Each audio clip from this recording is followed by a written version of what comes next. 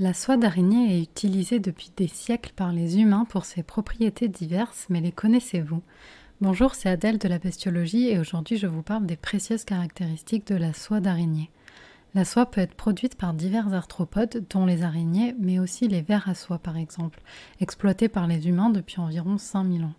Mais si la soie de ces vers a de la valeur, celle des araignées est aussi très prisée.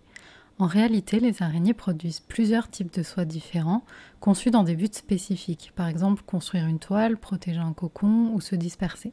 Chacun de ces types présente des propriétés différentes, mais certains ont une extensibilité extrême ou une résistance qui dépasse celle de l'acier.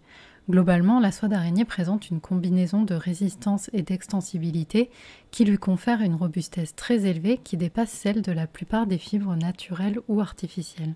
En plus, elle est biodégradable, elle a une faible densité et elle pourrait même avoir des applications médicales.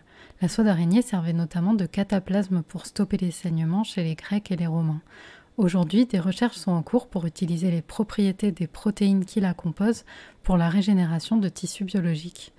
Fort heureusement pour nos chères araignées, il se trouve que leur exploitation n'est pas jugée assez rentable car elles ne produisent pas de soie en quantité importante. Du coup, on les laisse à peu près tranquilles et l'idée c'est plutôt d'essayer de reproduire les propriétés de la soie d'araignée en s'appuyant sur les protéines qui la composent.